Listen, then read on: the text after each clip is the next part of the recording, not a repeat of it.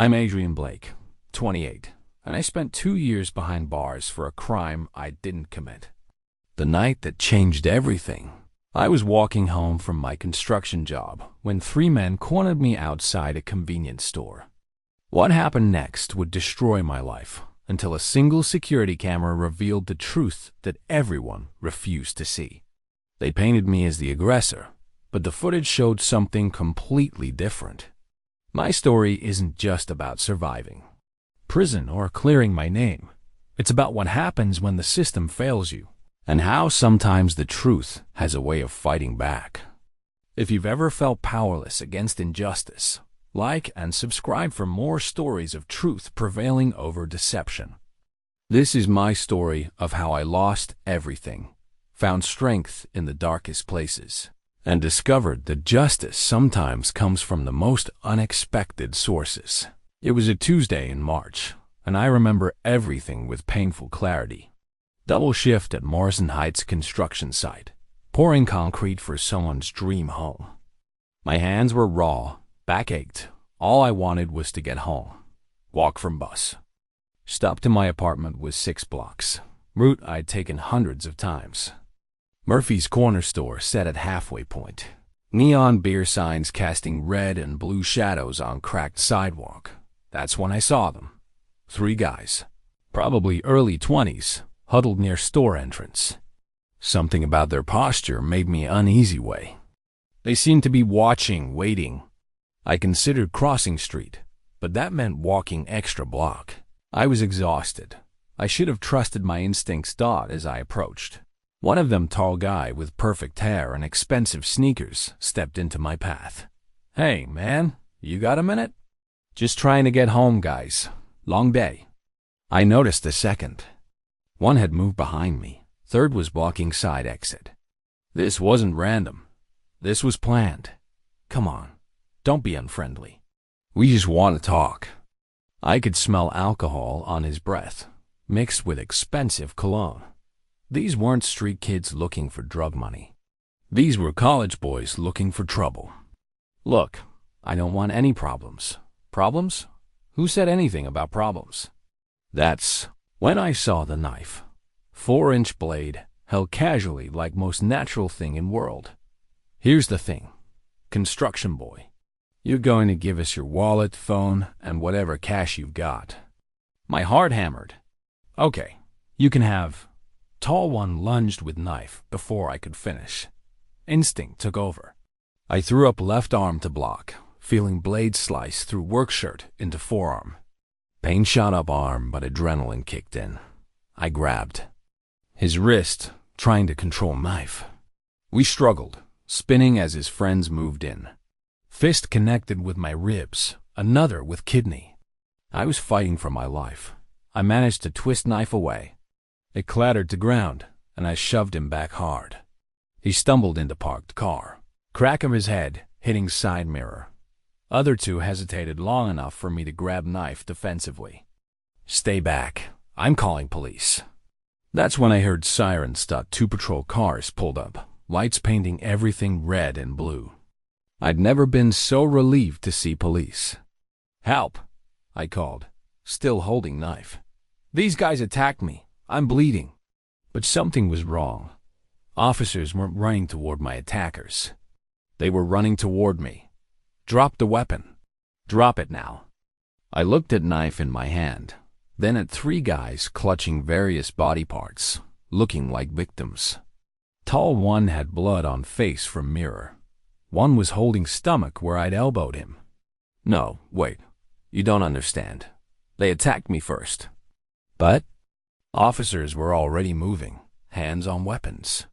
"Get on the ground, now." As I lay face down on cold pavement, I heard one of my attackers talking to officers. "Thank God you got here. That guy just went crazy. Pulled knife on us for no reason." I tried to protest, but officers' boot pressed down on my back. "Stay down." Tall one was selling it now. We were just walking by, and he started yelling. Then he pulled that knife and started swinging like maniac. "That's not true. They robbed me." But nobody was listening. They were listening to three well-dressed college boys who spoke with confidence and authority. I was just a guy in dirty work clothes. As they cuffed me and read rights, I caught a glimpse of my blood-stained work shirt. This shirt would become evidence, but not kind that would help me. Last thing I remember was being pushed into police car, watching those three give statements to officers who nodded sympathetically. I knew right then that my life was over. The holding cell smelled like disinfectant and despair.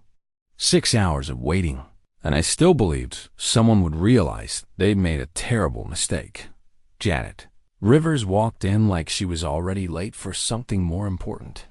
Tired eyes, warm briefcase, handshake that said this was just another case. Adrian Blake, public defender. We need to talk. Thank God, this is all a mistake. I was attacked, Mr. Blake. She opened a thin folder.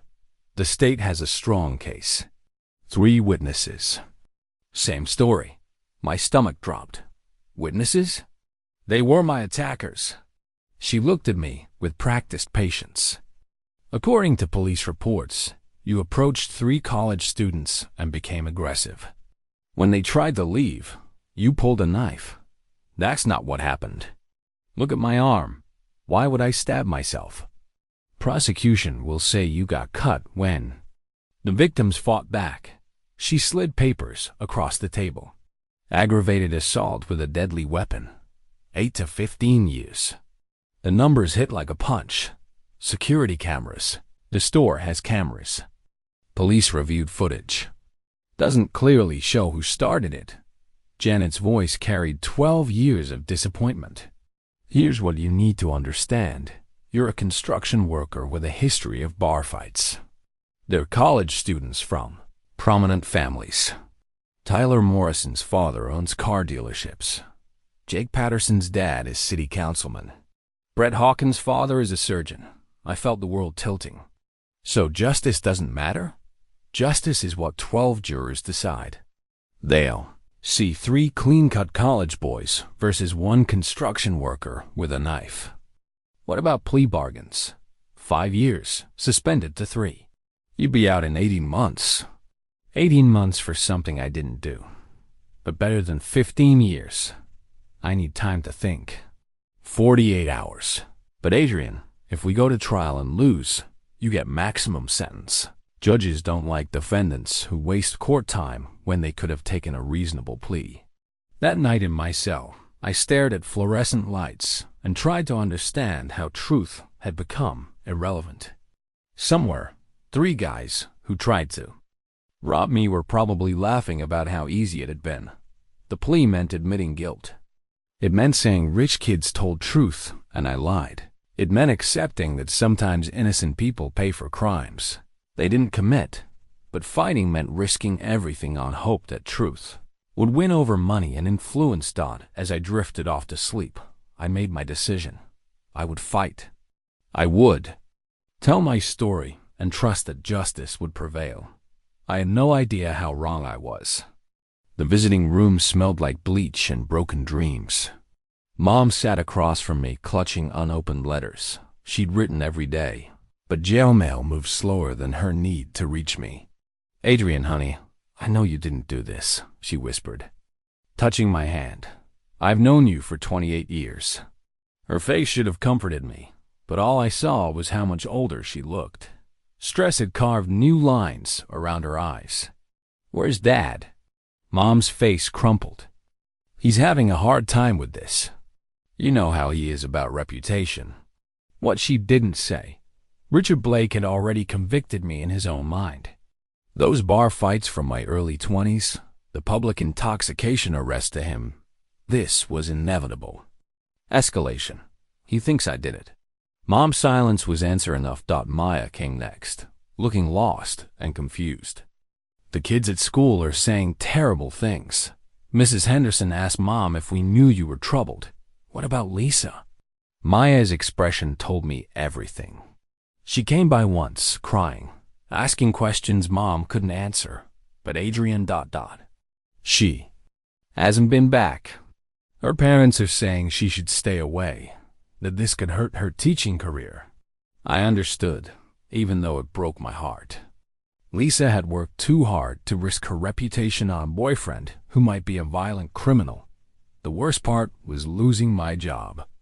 Thompson Construction couldn't keep an employee charged with assault bad for business when clients might recognize my name from the news. There went my apartment too.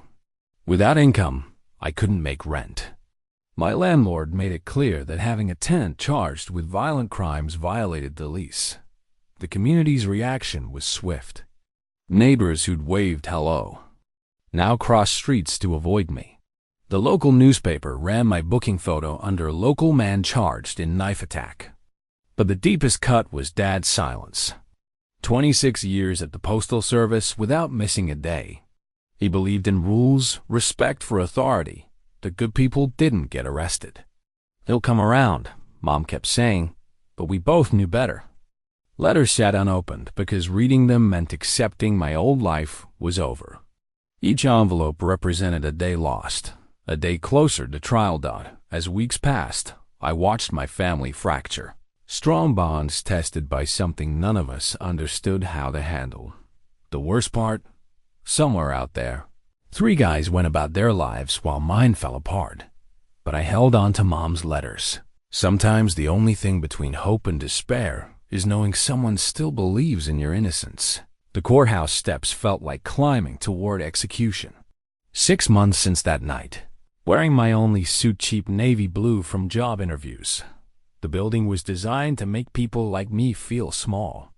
Security guards watched with recognition. I was the guy from newspapers, construction worker who attacked innocent college students. Courtroom 4B was packed. Tyler Morrison, Jake Patterson, and Brett Hawkins brought their cheering section parents, siblings, friends, professors. 3 full rows of expensive clothes and sympathetic faces. My side looked pathetic. Mom in front row, hands folded in prayer. Maya beside her, wanting to disappear. Dad notably absent his final verdict on my innocence.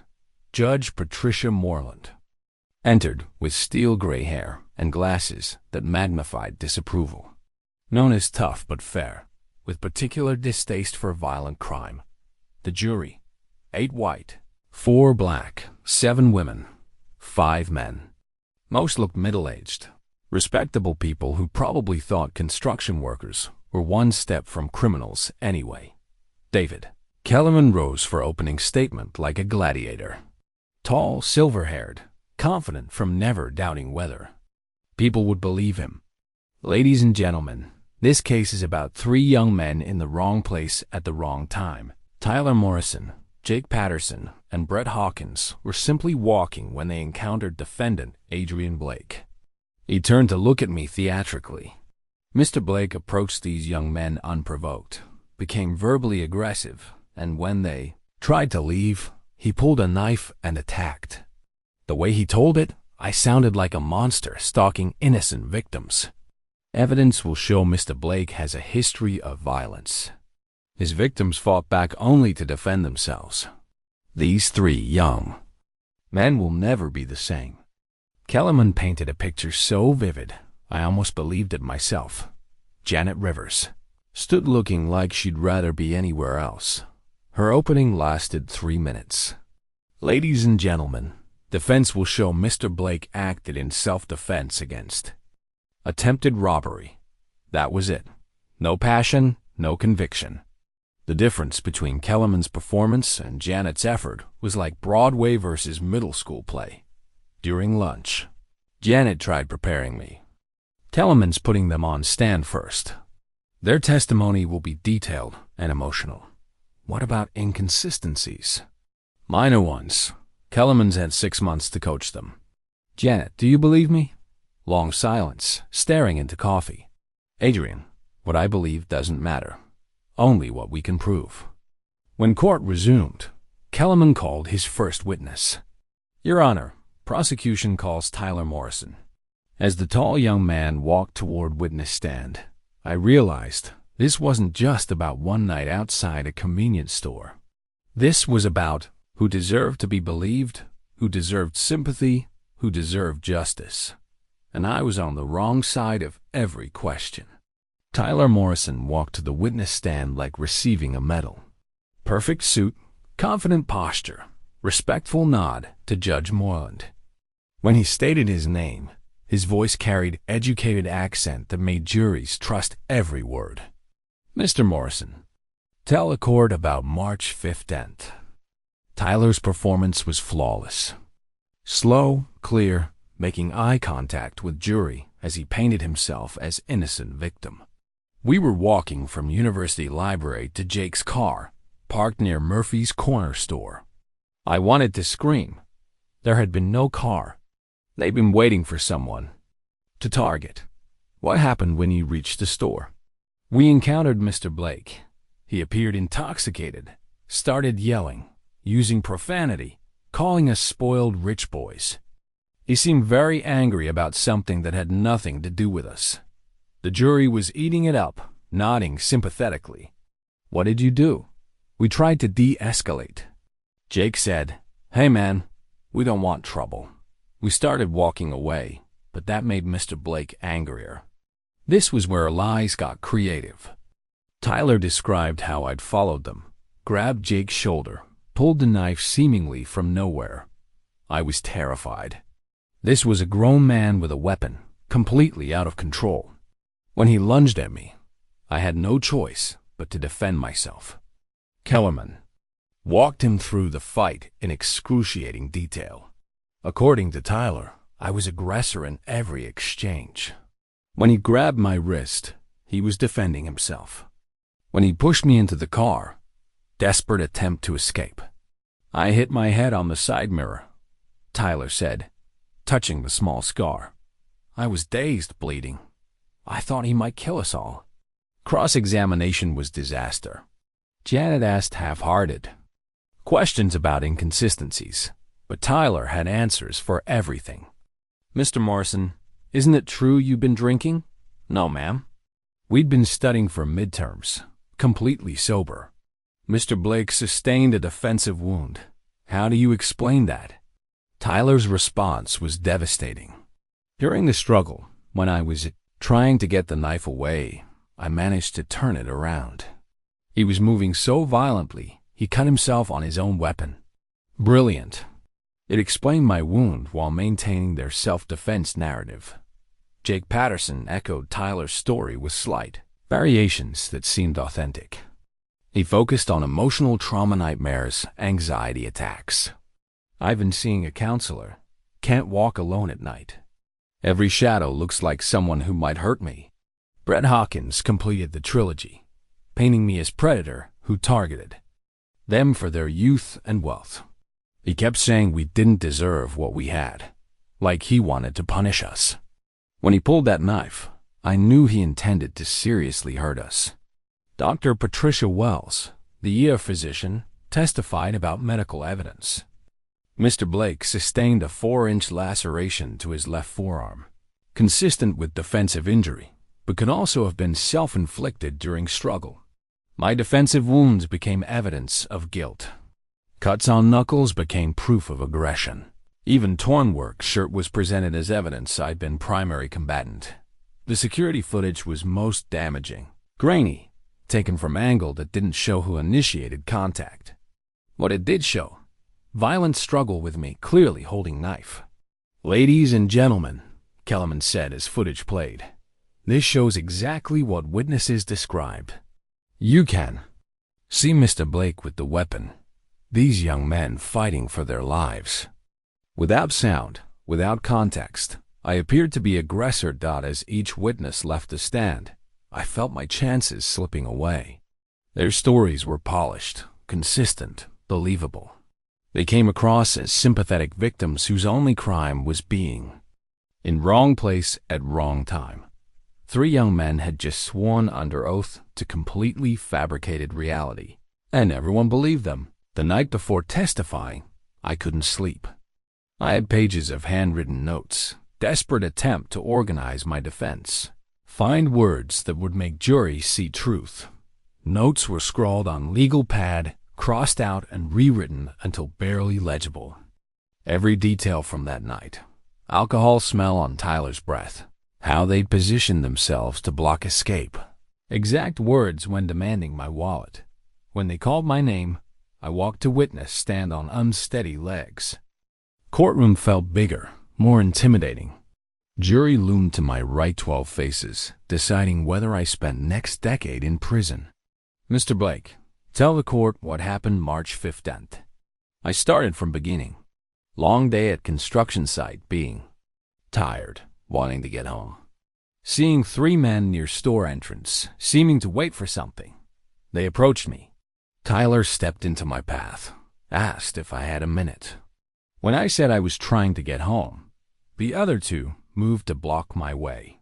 I explained how they demanded wallet and phone, how Tyler pulled knife first, how I'd only grabbed it after he cut me. But even as I spoke, I could see skepticism on jurors' faces. My story sounded exactly like what guilty man would say. Mr. Blake, why would these young men lie? Question I've been dreading. I don't know. Maybe they panicked when police arrived. Maybe they thought it would be easier to blame me than admit they were trying to rob someone. The explanation sounded weak even to me. Kellerman's cross-examination was brutal. He came at me like predator waiting all week. You've testified you were defending yourself, correct? Yes, sir. Your evidence shows you were holding knife for most of altercation. How do you explain that? I took it away from Tyler after he cut. Me? You took knife away from 3 men? By yourself? Way, he said it made me sound like liar or superhuman fighter. Mr. Blake, you have history of violence, don't you? 2 arrests for assault in your early 20s. Those were different situations. I was defending myself then too. So you're saying that in multiple incidents, you've been innocent victim forced to resort to violence? Courtroom was silent. Kellerman made me sound like unluckiest man in world. Or chronic liar. Isn't it true you were angry that night? Angry about seeing 3 young men who had everything you didn't? No, that's not. Isn't it true you saw opportunity to take out frustrations on innocent victims? That's not what happened. My voice had risen. Jury reacted to outburst. Kellerman had demonstrated exactly what he'd been claiming that I was. Angry, volatile man with history of violence. If these young men really tried to rob you, why didn't you mention that to police? I tried to. Nobody would listen. So your position is that police, EMTs, and witnesses all conspired against you? Not conspired. They just made assumptions. Based on seeing you holding knife over 3 injured young men? I was drowning. Every answer made things worse. Worst moment came when he asked about my injuries.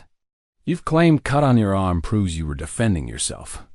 But isn't it equally possible you cut yourself when victims tried to disarm you? No, I wouldn't. Self-inflicted wound be exactly what someone might point to as proof of innocence. Implication was clear. I deliberately cut myself.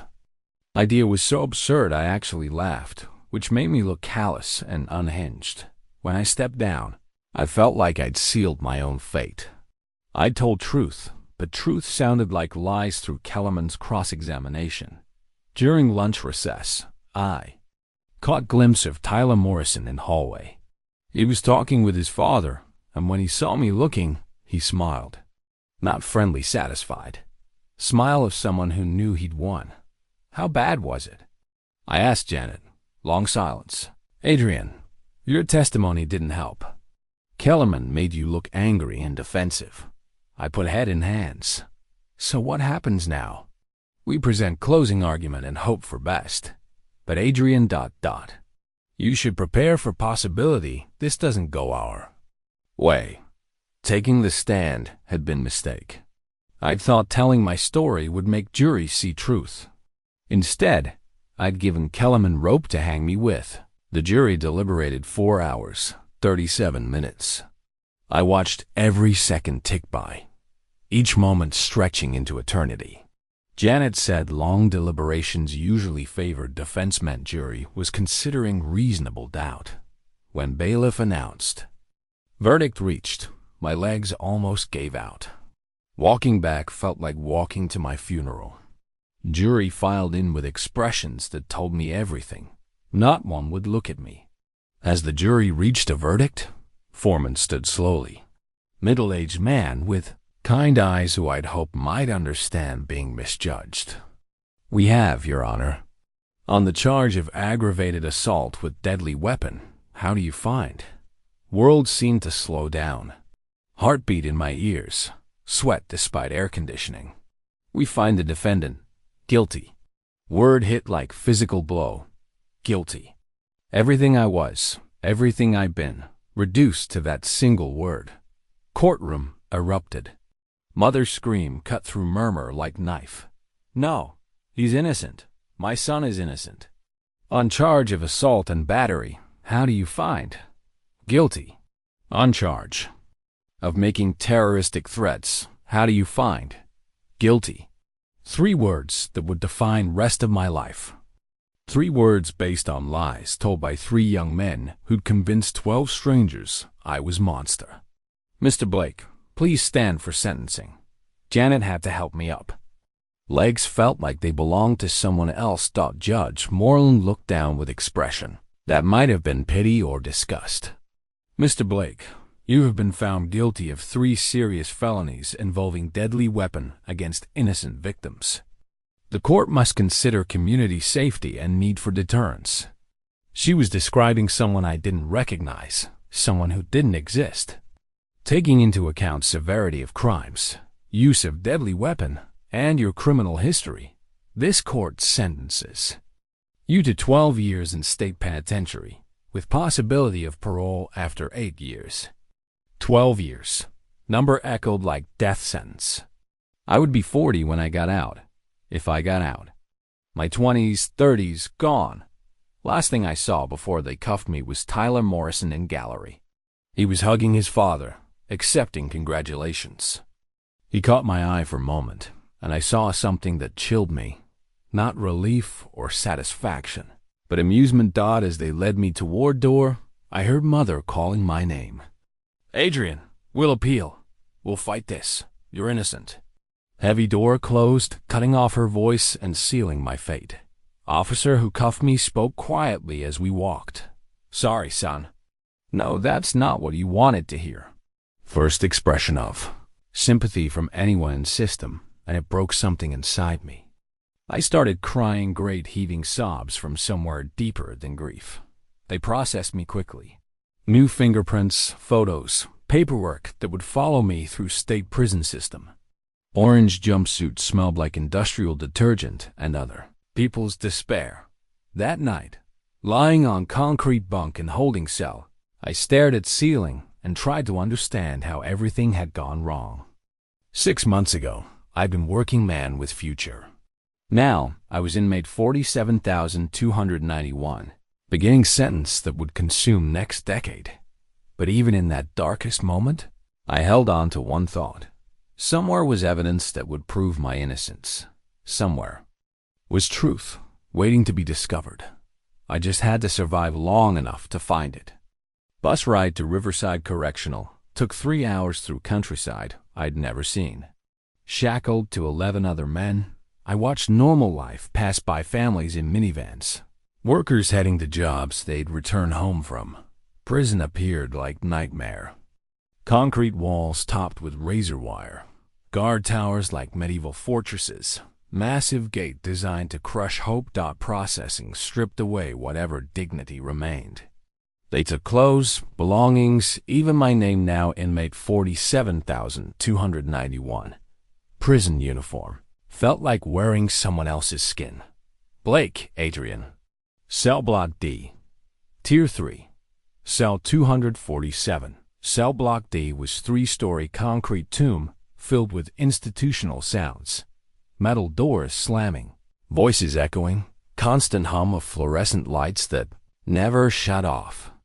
My cell was 6 by 8 feet. Barely large enough for bunk bed, metal toilet, small desk. Cellmate was already there. Marcus Washington looked up from paperback book, studied me with intelligent brown eyes that seemed older than his face. Maybe 45, graying hair, solid build from years of prison workouts. "You the new fish?" Adrian Blake. Marcus. Been here 14 years. Got life without parole for something I didn't do. Welcome to hell, Adrian Blake.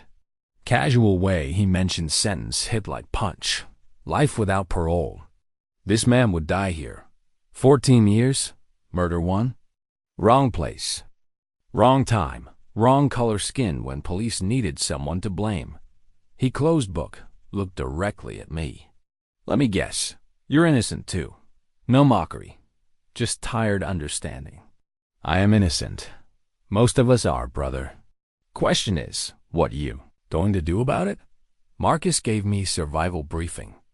Unwritten rules that could keep me alive. Politics that govern daily life. People to avoid, and ones who might offer protection. First thing, your old life is over. Whatever you were out there doesn't matter in here. You're starting from zero. He explained hierarchy, how respect was earned and lost, how debts were paid, conflicts resolved. Violence wasn't just common, often necessary. You got choice right now. Be victim or survivor. Victims don't last long. First test came during dinner. Cafeteria was maze of racial and gang affiliations, invisible lines that could get you killed. Marcus guided me to neutral territory section, claimed by lifers who transcended usual politics. Tiny Rodriguez cornered me after dinner. 300-pound man whose nickname was clearly ironic. Fresh meat. What you in for, college boy? Assault with deadly weapon. You look soft. Gonna need protection. Marcus intervened. He's with me, Tiny. We're good. But I saw calculation in Tiny's eyes. Already figuring how to profit from my presence. First fight came 3 days later in shower block. Danny Morse, maybe 22, decided to test new guy. Waited until guards were distracted. Cornered me with 2 friends. I hear you like knives. Let's see how tough you are without one. Old Adrian Blake might have tried talking his way out. But Marcus had been clear. Show weakness once. Be prey forever. I didn't wait for Danny's first move. Grabbed him by throat, slammed him against concrete wall hard enough to rattle teeth. Shiv clattered to floor. You want to test me again? Danny shook his head. Word spread quickly new guy wasn't soft. Bought me breathing room, but painted target on my back. You did good today, Marcus said that night. But remember, every time you use force, you become little more like people who put you here. Don't lose yourself completely. Prison uniform became my new identity. Adrian Blake, construction worker, was gone. Inmate 47,291 was learning to survive in a world where only strong endured. Question was whether I'd still be recognizable when I finally found my way back to truth. 6 months in, I develop routine that keeps man sane in insane place. Wake at 5:30 to bell. Count off for roll call, shuffle to cafeteria for what passed as breakfast. Days blended in haze of institutional gray. My job was kitchen duty washing, industrial pots, loading massive dishwashers. Marcus explained this was privilege. Kitchen workers got first access to decent food. Opportunity to trade favors for commissary items. Work was mindless, but that was blessing. Gave me time to think, plan, hold on to memory of who I'd been before this place tried to erase me. Officer Thompson supervised kitchen. Fair man in 50s who treated inmates with basic dignity. He'd pull me aside occasionally, could tell I didn't belong here. Blake, you seem different from most guys who come through. What's your story? Wrong place, wrong time. Bad luck and public defender who phoned it in. Thompson nodded. Seen it before. System's not perfect. He lowered voice. Word of advice, there's law library in education block. Might be worth your time. First real advice anyone in authority had given since arrest.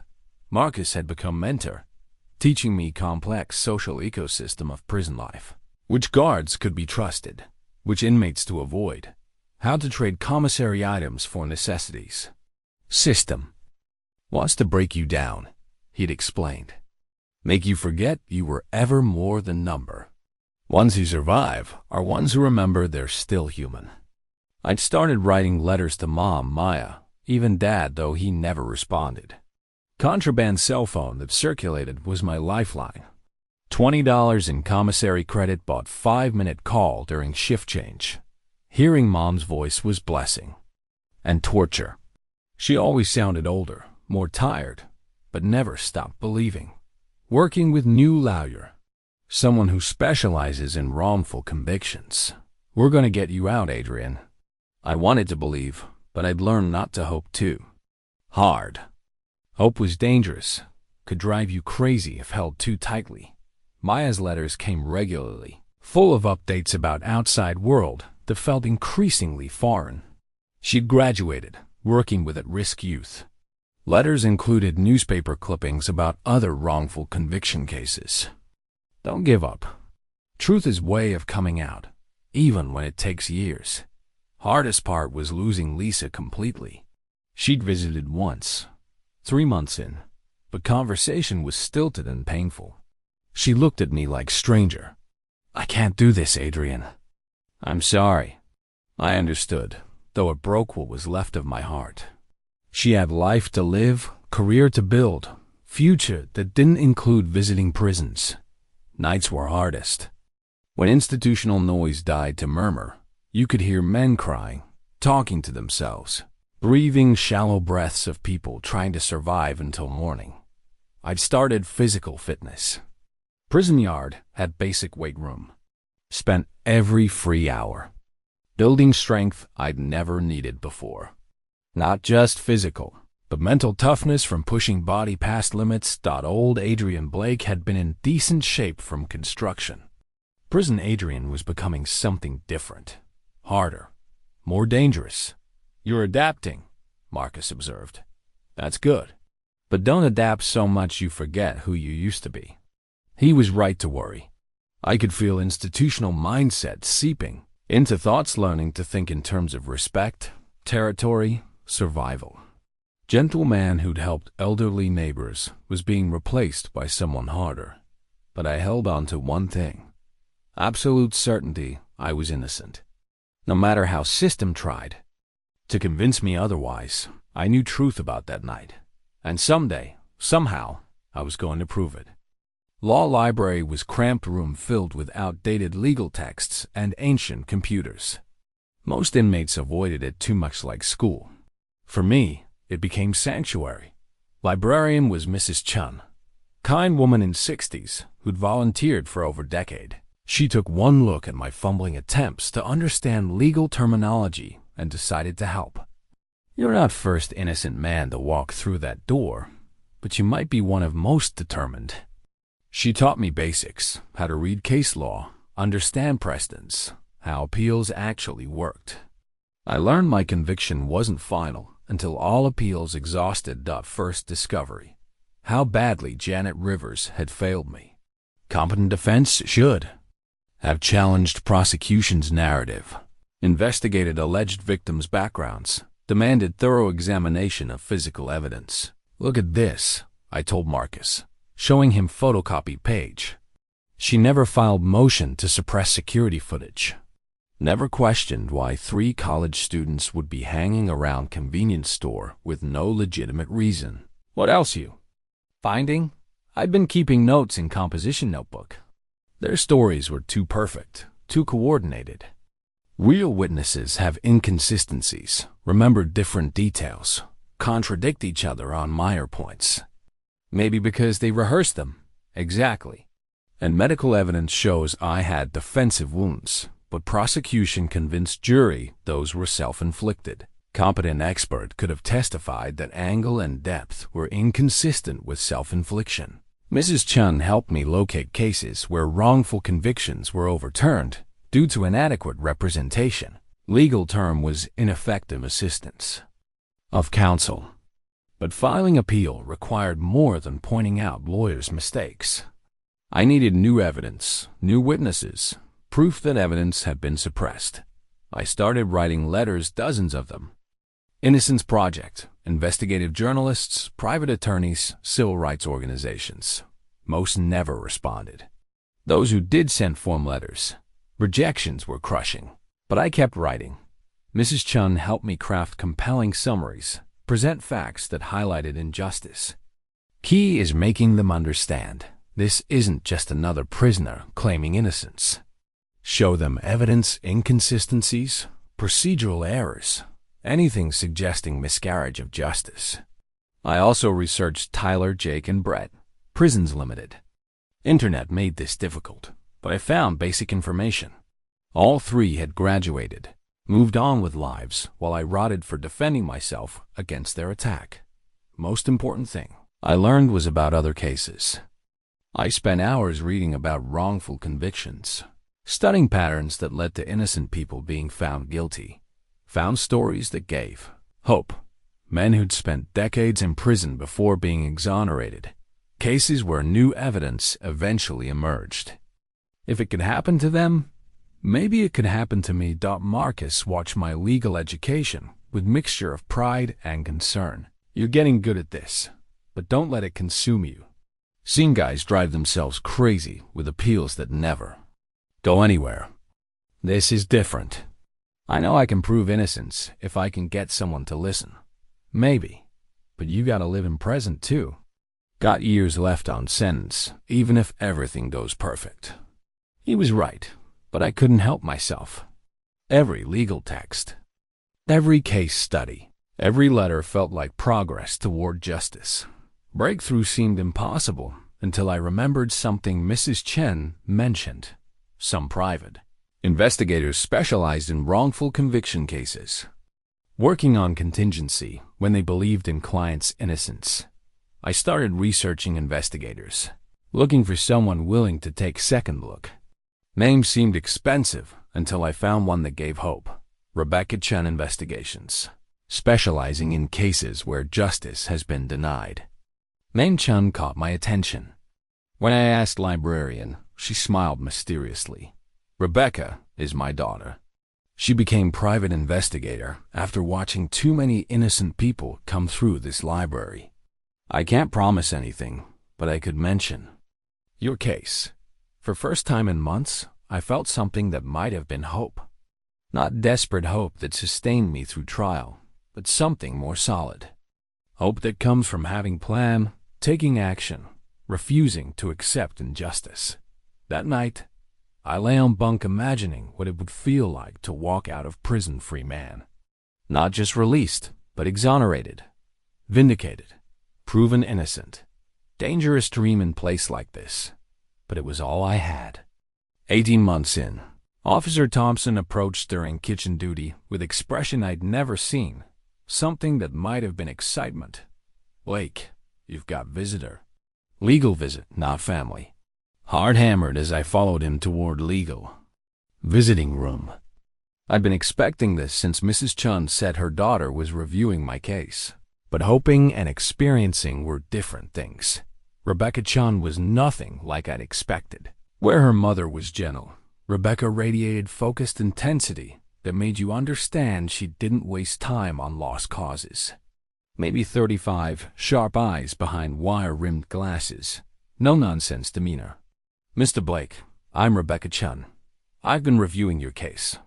She gestured to thick folder, my entire life reduced to police reports, court transcripts, witness statements. But seeing it taken seriously by someone who specialized in overturning wrongful convictions made me feel more hopeful than I had since arrest. Before we begin, I want you to understand something. I don't take cases unless I believe my client is innocent. I spent 3 weeks going through every detail, and I believe you're telling truth. Those words hit like physical force. After 18 months of being treated like liar, hearing legal professionals say she believed me was overwhelming. My mother speaks highly of you. Says you've been using law library more than some attorneys. That tells me you're serious about fighting this. I am serious. This is my life. Good. Because overturning conviction isn't easy, even when conviction is wrong. System has strong bias toward finality. Judges don't like admitting mistakes were made. She opened folder, pulled out crime scene photographs. Let's start with what bothers me most. 3 college students claim you approached them randomly and attacked with knife. But there's no motive. You didn't know them, had no reason to target them, no history of random violence. I tried to tell people that. I'm listening now. Random attacks like this are usually committed by people with severe mental illness or substance abuse. You had neither. You a working man with strong family ties. Profile doesn't fit. She pulled out police report. What also bothers me is how quickly responding officers accepted alleged victim's version. They made no real attempt to investigate your claims. They saw 3 well-dressed college kids and 1 construction worker with knife. Exactly. That's prosecutorial bias. Grounds for appeal if we can prove it. Rebecca made notes. I've also been looking into your 3 alleged victims. Tyler Morrison, Jake Patterson, Brett Hawkins. Mention of their names made my stomach clench.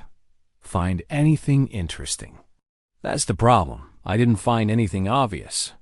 No criminal records, no history of violence. On paper, they look exactly like what they claim to be. My heart sank.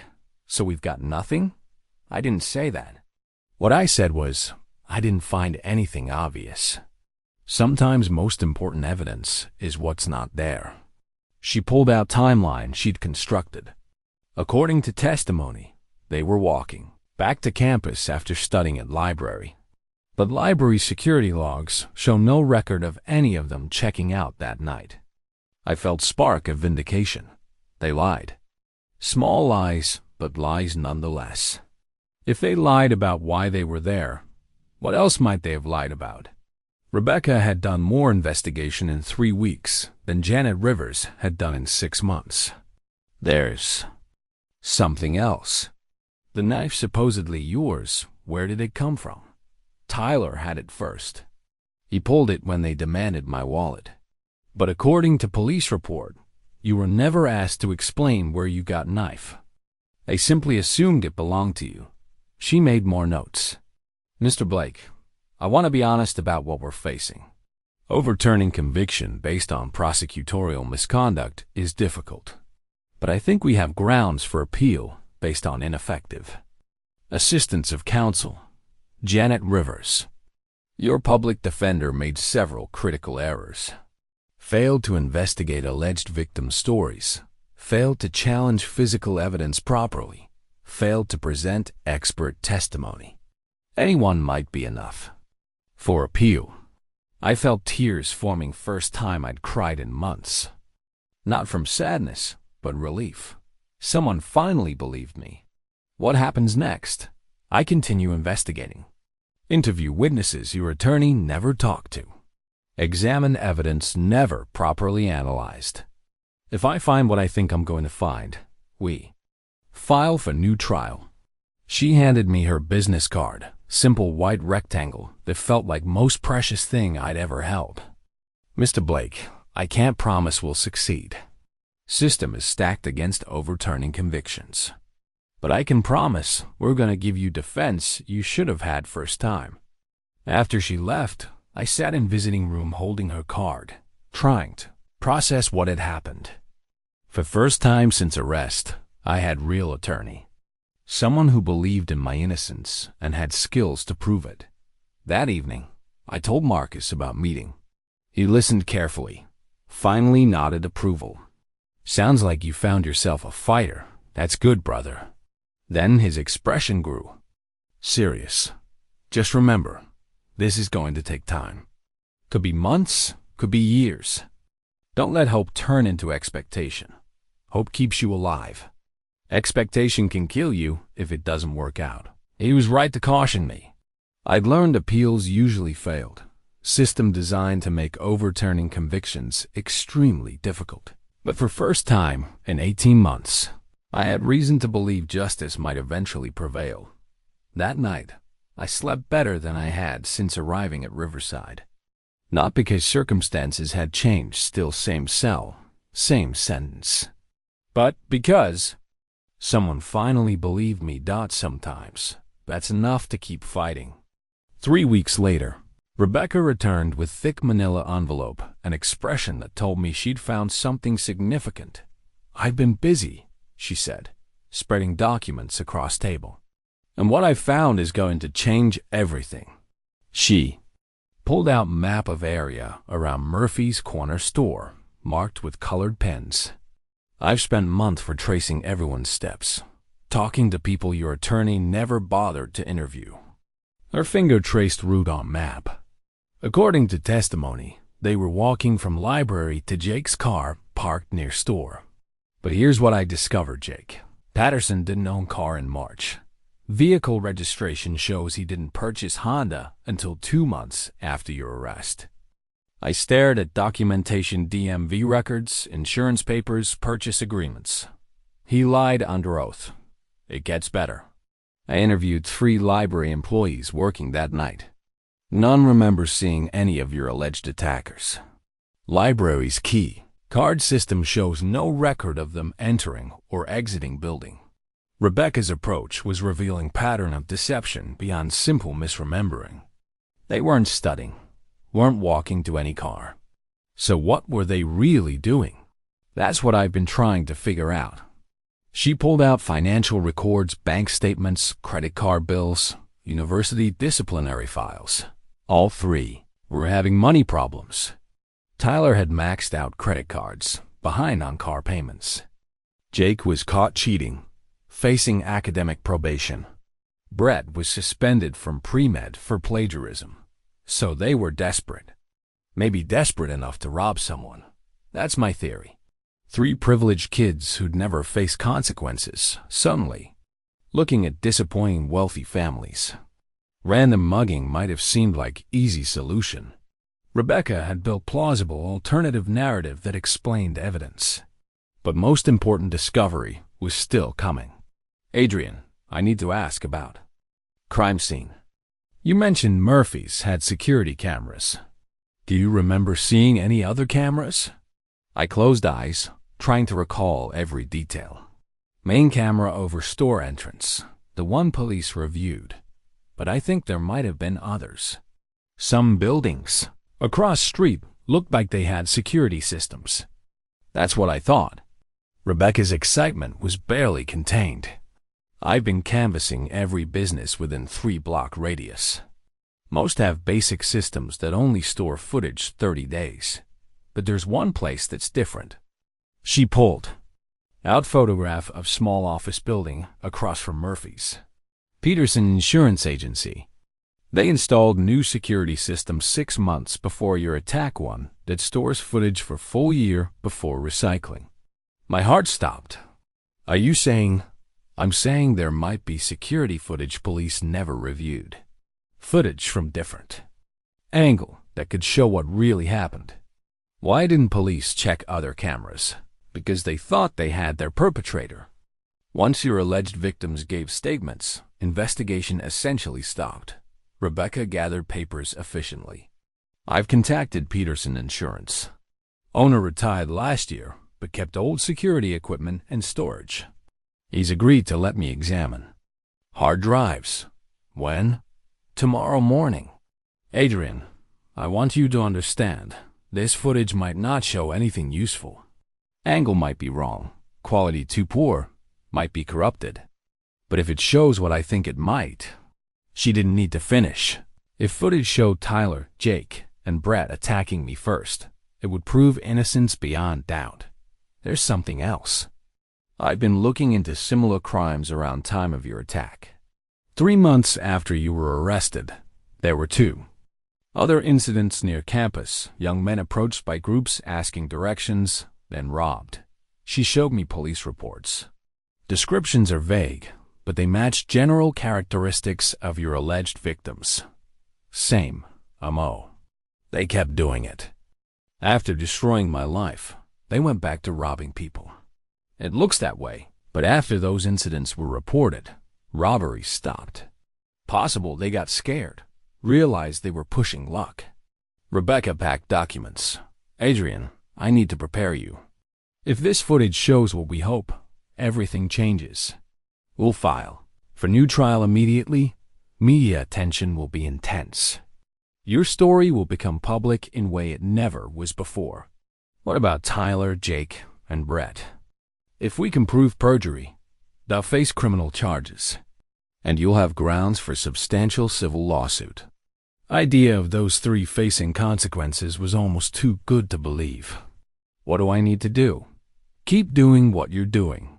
Stay out of trouble. Don't get hopes up too high until we know what's on that footage. She stood to leave, turned back with genuine fondness. Adrian, I've been doing this 8 years. Never seen anyone fight harder to prove their innocence.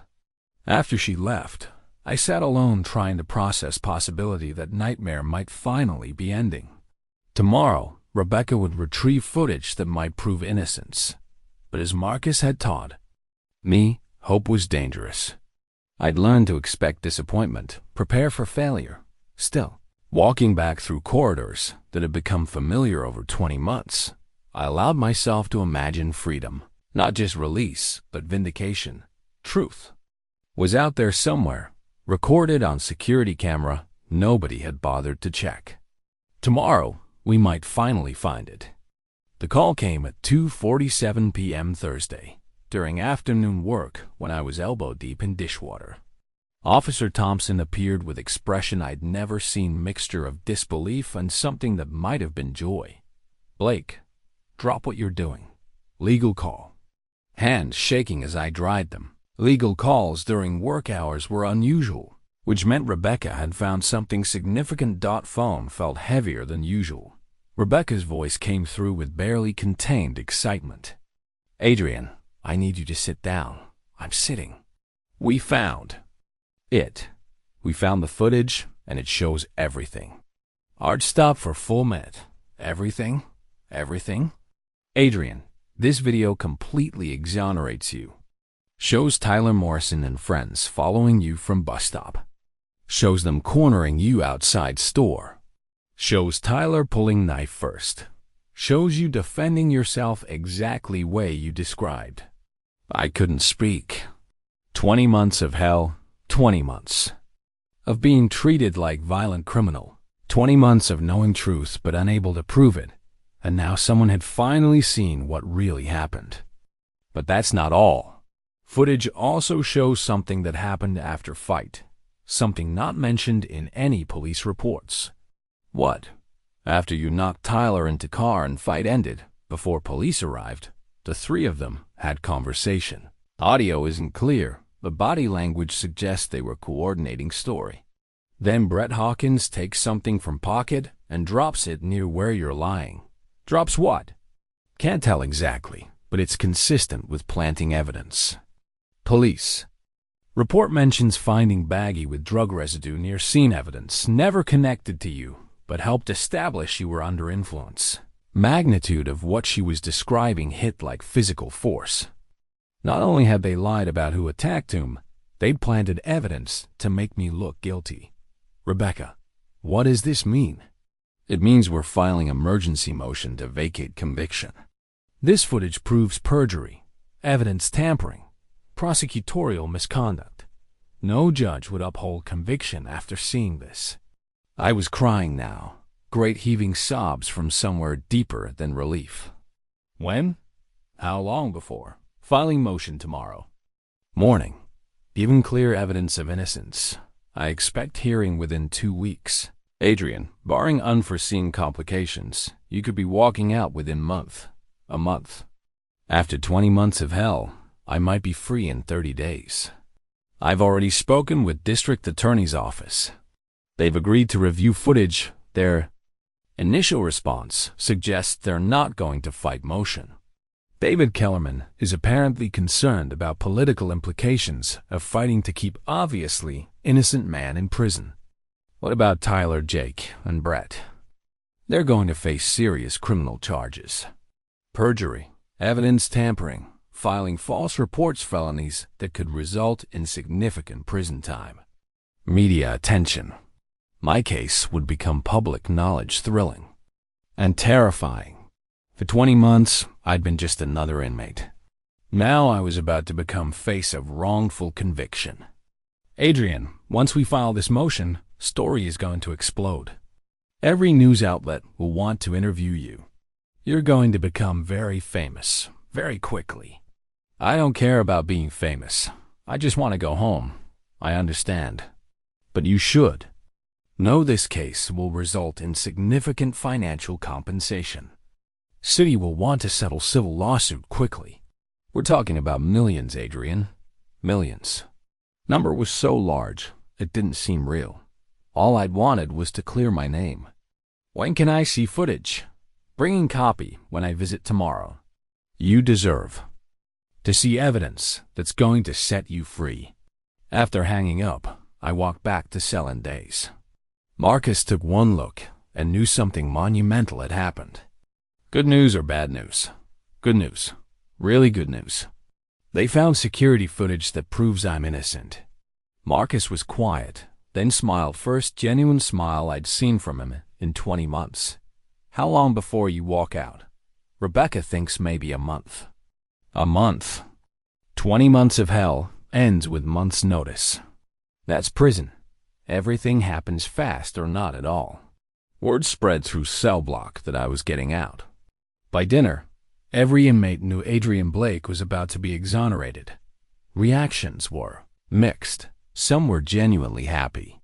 Others seemed resentful, as if my vindication diminished their own chances. Tiny Rodriguez cornered me after dinner. Heard you're going home, college boy. Looks that way. That's good. Real good. But remember something when you get out. Don't forget about guys still in here. Don't forget what this place does to people. I promised I wouldn't, and meant it. 20 months had changed me in ways I was still discovering.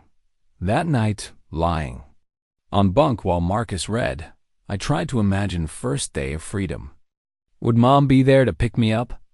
What would it feel like to eat meal not prepared in institutional kitchen? Sleep in bed not bolted to floor?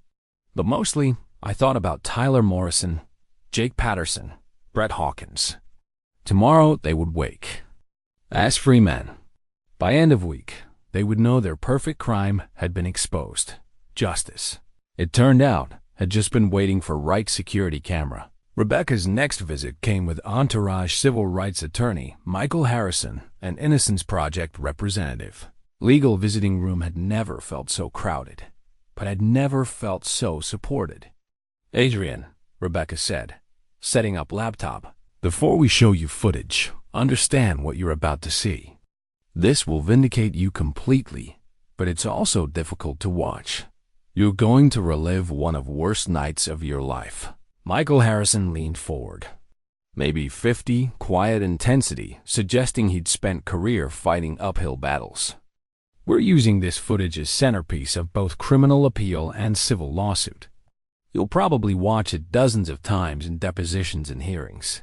I understand. I need to see it. Footage was time-stamped 11:43 p.m. March 15th exactly. When I remembered leaving bus stop, quality was better than expected. Clear enough to make out faces even in dim streetlight. I watched myself walking, tired and unsuspecting. Then I saw them, Tyler, Jake, Brett, emerging from behind parked car. They weren't walking randomly. Clearly following me. There, Rebecca said, pausing video. This establishes premeditation. They were waiting for target. Video resumed.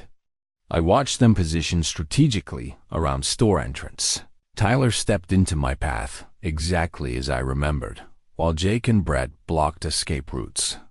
Their coordination was obvious. Then came confrontation. Even without audio, their aggressive body language was unmistakable. Tyler's gestures. Jake moving closer when I stepped back. Brett preventing me from leaving clear picture of 3 predators cornering prey. Watch Tyler's right hand, Michael said. I saw it clearly. Tyler pulling something from jacket. Blade catching light as he brandished it threateningly. The knife prosecution claimed mine was clearly in Tyler's possession first. Fight was brutal to watch. I could see myself trying to back away, trying to de-escalate, before desperation forced me to defend myself. When Tyler lunged, my reaction was purely instinctive.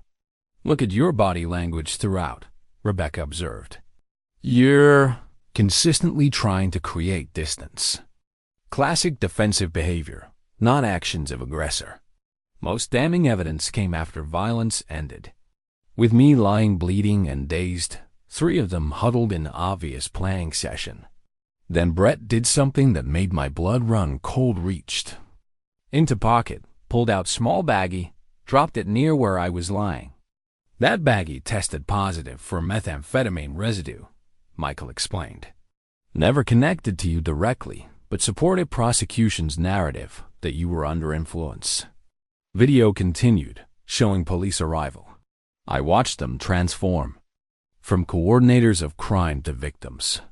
Their posture changed, expression shifted to fear and trauma, interactions perfectly calculated to generate sympathy. Academy Award-level acting, Rebecca said grimly. Criminal conspirators to innocent victims in 30 seconds. When footage ended, room was silent. I was processing not just what I'd seen, but what it meant. This wasn't just evidence of innocence, proof of deliberate conspiracy to frame me. How did police miss this? They didn't look for it, Michael replied.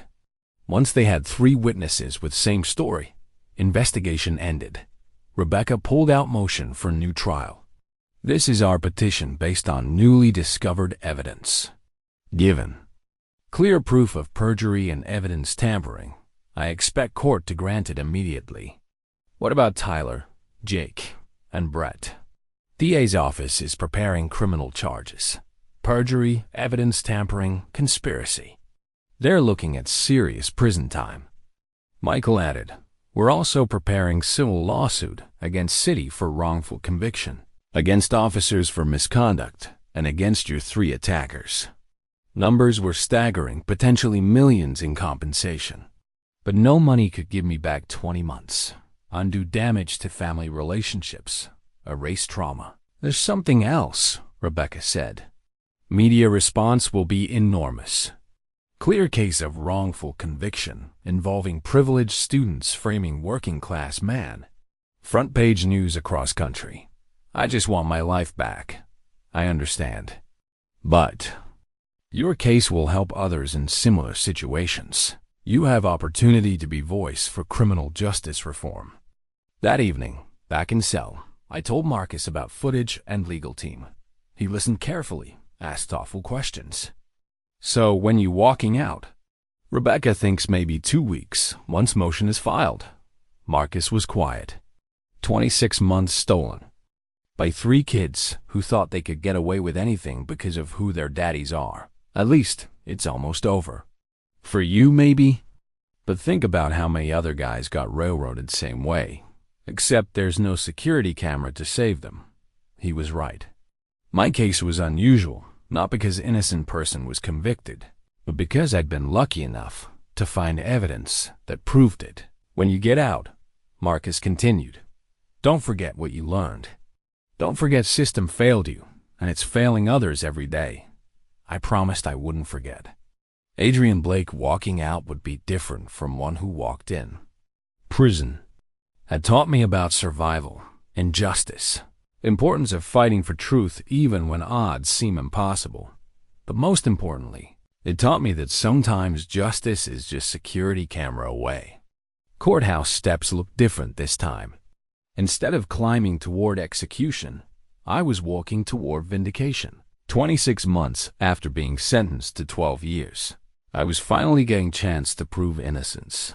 Media presence was overwhelming. News vans lined street. Reporters thrust microphones toward anyone connected to case. Wrongfully convicted man may go free. Read morning headlines. Judge Patricia Moreland saying judge, who sentenced me, called hearing to order with expression, suggesting she wasn't looking forward to what she was about to witness. Your Honor, Rebecca began with confidence that comes from having irrefutable evidence. We are here because new evidence has completely exonerated Mr. Blake and exposed conspiracy to frame him. She moved a large monitor. This evidence comes from security footage never reviewed during original investigation footage, showing exactly what happened March 15th. Courtroom was packed. Mom and Maya in front row, holding hands and looking nervous but hopeful. Behind them sat Tyler's parents, Jake's father, Brett's family. Their expressions ranged from confusion to mounting horror.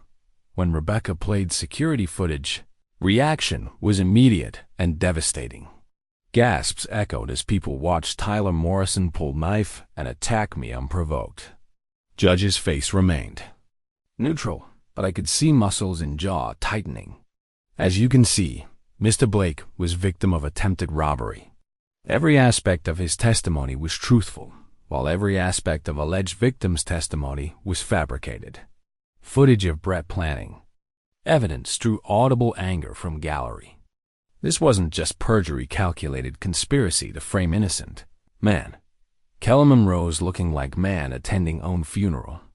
Your Honor, prosecution has reviewed this evidence and we do not oppose Mr. Blake's motion for a new trial. Words hung in air like confession. Prosecution that had fought to convict me was now admitting they couldn't defend that conviction.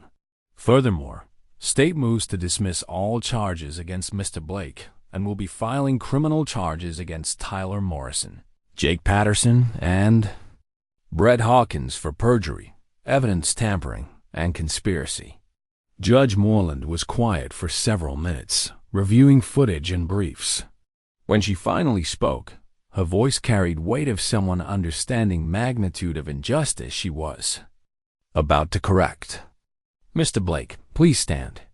I rose on unsteady legs, feeling like I was about to step into different life. Sir, 26 months ago, this court sentenced you based on testimony we now know was completely false. No words can adequately express court's regret for injustice you have suffered. She paused, looking directly at me. Court grants your motion for new trial and accepts prosecution's motion to dismiss all charges. Mr. Blake, you are free to go. Gavel came down with sound that echoed through my entire body. Free. After 26 months of hell, I was finally free. Courtroom erupted. Mother's sobs of relief mixed with excited voices of reporters and shocked silence from Morrison, Patterson, and Hawkins families. Adrian, Rebecca said, her voice thick with emotion, you're going home. But even as I processed freedom, I noticed Tyler Morrison in back of courtroom. He was sitting with his father, both pale and shaken. When our eyes met, I saw fear. For first time since nightmare began, Tyler looked like what he was, criminal about to face justice. Press conference was blur of questions and camera flashes. Rebecca handled technical questions while I tried to find words for experience beyond language. How do you feel about the three men who framed you? I thought for a long moment. I feel angry, but mostly sad. Sad that three young men thought they could destroy someone's life to cover their crimes. Sad that it took 26 months to discover evidence that should have been found during original investigation. What's next? I'm going to rebuild my life, spend time with family, and work to make sure this doesn't happen to other innocent people. Civil lawsuit would seek damages from Tyler, Jake, Brett, and from City for investigative failures. Settlement. Figures being discussed were substantial. As we left courthouse, I caught sight of Tyler being led away in handcuffs. He was being arrested on conspiracy charges. Irony wasn't lost. Man who sent me to prison was now taking same walk I'd taken 26 months earlier. But unlike my arrest, Tyler's was justified. Unlike my conviction, his would be based on truth. Car ride away felt surreal. I was sitting in Rebecca's Honda, watching world pass by through windows that weren't reinforced. I could roll window down, could ask her to stop anywhere I wanted. Where? To first? I thought about that, my first decision as free man. I want to go home. But I knew home I was returning to would be different. I was different. My family was different. Naive faith in justice was gone, replaced by harder understanding of how system could fail.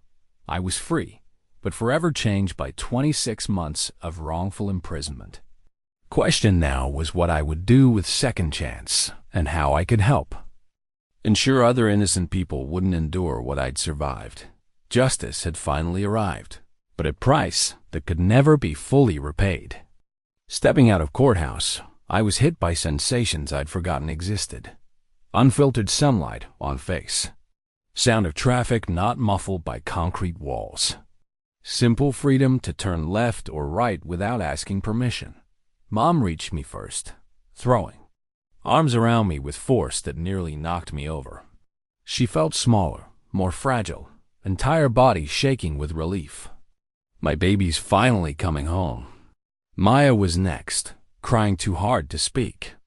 She'd grown up in 26 months I'd been gone, no longer recent graduate, but professional woman who'd had to explain to colleagues why her brother was in prison. I never stopped believing you, not for 1 second. Dad stood apart, watching, with expression I couldn't read.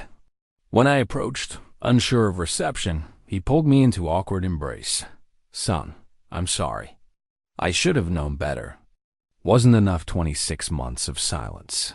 Couldn't be erased with simple apology, but it was start. Right to parents' house was sensory overload. Colors seemed brighter, sounds clearer, everything more vivid than prison allowed. I stared at simple things, trees, houses, people walking dogs, like seeing them for first time. We kept your room exactly same, Mom said. Always knew you'd be coming home. But pulling into driveway, I realized how much everything had changed. Neighborhood looked same, but I felt like stranger returning to place no longer quite mine. Inside, house smelled like home, Mom's cooking, Dad's aftershave, faint mustiness of old furniture. But I felt disconnected, like visiting museum of former life. My bedroom was shrine to person I used to be.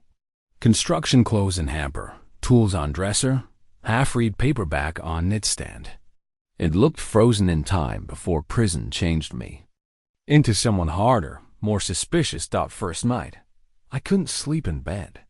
After 26 months on narrow prison bunk with constant noise and artificial light, quiet darkness felt foreign. I ended up on floor with pillow and blanket, finding comfort in hardness that reminded me of what I'd survived. Media attention was relentless. News vans parked outside, reporters calling constantly. Rebecca handled most of it, but some contacts were unavoidable. Local man exonerated after 26 months. Read newspaper front page. Story included photos of Tyler, Jake, and Brett being arrested. Seeing their faces in handcuffs gave satisfaction I hadn't expected, tempered by realization their arrests couldn't give me back stolen time. Civil lawsuit was moving quickly. Michael Harrison explained city was eager to settle out of court to avoid publicity nightmare. Numbers being discussed were substantial enough to ensure I'd never worry about money again.